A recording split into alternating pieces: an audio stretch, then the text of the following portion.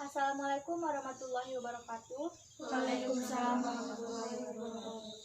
Perkenalkan, nama saya Safa Atun. Saya dari Politeknik Akbar Surakarta. Di sini saya akan membahas tentang donor darah. Sebelumnya saya akan membagikan sebuah leaflet ini kepada teman-teman semua supaya teman-teman bisa mendengarkan penjelasan saya sambil memahami mengenai donor darah melalui leaflet ini.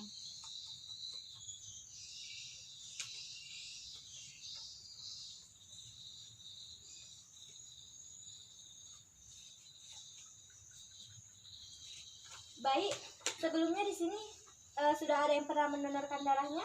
Belum. Nah, sebelum itu kita kenali dulu apa sih itu donor darah. Baik teman-teman, jadi penyumbangan darah atau donor darah itu adalah proses pengambilan darah dari seseorang secara sukarela untuk disimpan ke bank darah sebagai stok darah untuk kemudian akan digunakan untuk transfusi darah. Donor darah sendiri terdapat dua jenis, yaitu donor darah pengganti dan donor darah langsung. Lalu berapa banyak sih darah kita yang bakal diambil? Jadi saat donor darah, tubuh akan kehilangan sedikit darah, yaitu sekitar 200 sampai 300 mili atau satu kantong. Namun, hal ini tidak akan menimbulkan masalah apapun jika tubuh kita dalam kondisi sehat. Tubuh akan otomatis mengganti darah yang hilang dalam waktu 24 sampai 48 jam. Nah, jadi teman-teman tidak perlu takut darah teman-teman jika melakukan pendonoran akan habis, karena ini akan tergantikan sendiri. Pasti teman-teman berpikir, apa aja sih syarat yang diperbolehkan donor darah? Baik, akan saya jelaskan. Jadi, syarat-syarat untuk orang yang boleh mendonorkan darahnya yaitu yang pertama, minimal usia 17 sampai 60 tahun, berat badan minimal 45 kg, suhu tubuh 36,6 sampai 37,5 derajat Celcius, tekanan darah normal, denyut nadi normal, dan HB untuk setiap pendonor itu normal. Jadi HB untuk pendonor itu ada berbeda dari perempuan dan laki-laki.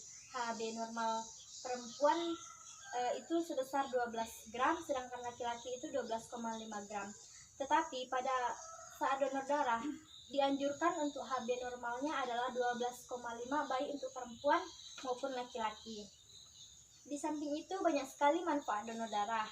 Yang pertama, mengurangi penyakit jantung, meningkatkan produksi darah, membakar kalori, menurunkan kolesterol, dan masih banyak lagi. Orang awam mungkin hanya mengenali donor darah itu hanya darah yang berwarna merah saja. Sebetulnya di samping itu ada beberapa macam donor darah. Salah satunya adalah plasmaferesis. Nah, berbicara tentang donor darah plasmaferesis, mungkin teman-teman bertanya-tanya apa sih plasmaferesis itu?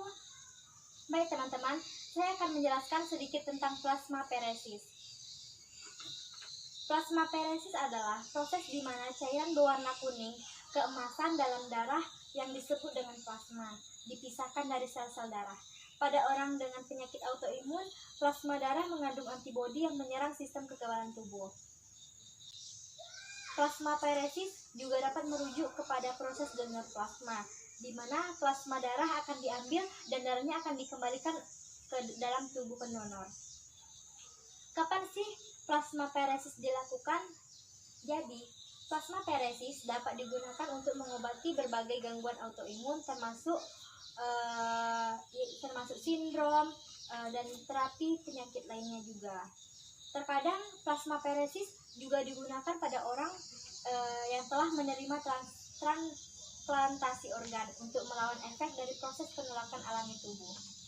Nah, mungkin hanya itu saja yang dapat saya sampaikan. Sebelumnya, apakah ada pertanyaan yang dapat diajukan oleh teman-teman semua? Saya tanya. Ya, silakan sebutkan nama dan pertanyaan ya. Ya, perkenalkan, nama saya Alfi Nurjana. Saya mau bertanya, penyakit apa yang darahnya tidak bisa dipakai donor darah? Baik, sebelumnya saya akan menerima 2 pertanyaan. Jadi kita kumpulkan dulu pertanyaan baru saya jawab ya. Terus selanjutnya siapa lagi yang mau nanya? Ya. Perkenalkan, nama saya Rizka Anggreni. Saya ingin bertanya, apa efek samping dari donor darah? Baik, jawaban telah saya tampung. Kemudian saya akan menjawab pertanyaan pertama, yaitu dari Mbak Ovi. Yang tadi pertanyaannya, apakah penyakit apa yang darah tidak bisa dipakai untuk donor darah ya? Eh, Salah satu penyakit yang tidak bisa digunakan untuk donor darah itu adalah HIV atau AIDS, karena orang yang mengidap ini sangat berbahaya dan bisa menular apabila darah orang yang menderita HIV atau AIDS ini didonorkan kepada pasien yang membutuhkan donor darah. Gimana, Mbak Ovi? Ya. Terima kasih untuk pertanyaannya.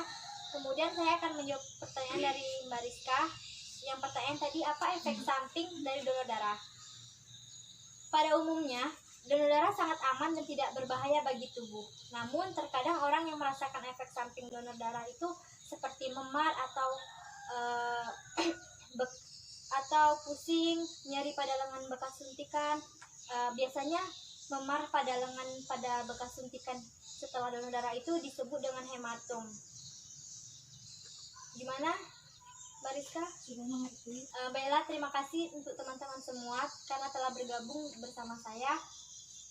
Terima kasih atas perhatiannya. Assalamualaikum warahmatullahi wabarakatuh. Waalaikumsalam warahmatullahi wabarakatuh.